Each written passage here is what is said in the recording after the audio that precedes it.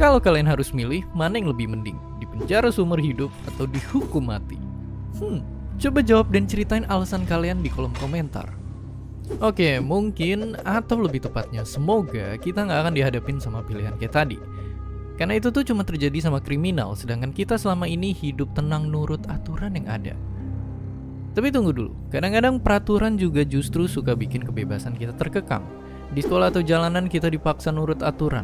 Kalau di rumah nggak nurut aturan orang tua, uang jajan pun hilang. Jadi sebenarnya apakah peraturan ngebawa lebih banyak untung atau rugi ke kehidupan kita?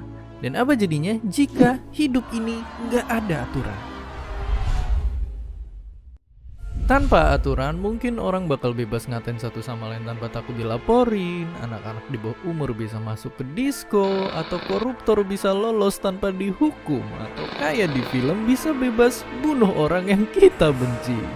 Tapi kita harus sadar juga kalau wujud aturan itu nggak cuma hukum tertulis aja. Ternyata ada yang nggak tertulis, kayak norma masyarakat. Selain itu, peraturanlah yang bikin game atau pertandingan jadi seru. Terus badan kita juga bekerja dengan ngikutin aturan-aturan biologis yang ketat. Dan sehari-hari kita ngomong pakai aturan berbahasa yang nyelamatin kita biar nggak ngupdate status nggak jelas kayak orang-orang ini. Dan ya, ternyata kalau lihat sekeliling selalu ada aturan di tiap sudut kehidupan. Tapi kenapa? Apakah dunia yang tanpa peraturan itu mustahil ada? Oke, mari sama-sama dorong balik jarum jam karena dunia minim aturan adanya di zaman purba doang. Nggak usah hukum, aturan berbahasa pun belum ada, cuma hukum alam aja yang berlaku. Tapi ternyata aturan itu kebentuk secara natural biar spesies kita bisa saling bersekutu dan bertahan hidup. Contohnya lihat aja singa atau semut yang punya aturan sendiri dan tiap individunya jadi bisa kayak kerjasama. Manusia pun juga sama, dulu kita ngegengnya cuma sama beberapa puluh orang. Hukum sosial pun muncul dengan sendirinya dari masyarakat dan jadi faktor yang bikin kita bisa berhimpun dalam ribuan, bahkan jutaan, dan ngebangun peradaban. Oke, begitulah zaman dulu. Tapi kalau sekarang, bisakah kita hidup kembali tanpa hukum? Misalnya gimana kalau nggak ada yang namanya pemerintah?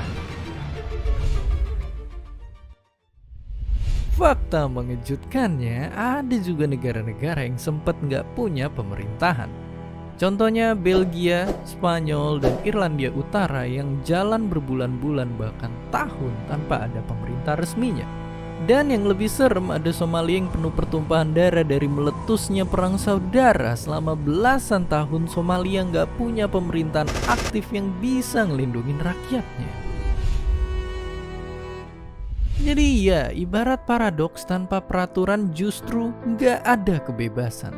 Tapi saat peraturan yang ada malah nyakitin, ngerugiin, atau bahkan mendiskriminasi banyak orang, itu bisa jadi senjata berbahaya di tangan mereka yang haus kuasa.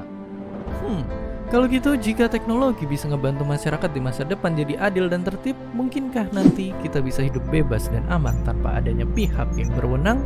Dan seperti biasa, terima kasih.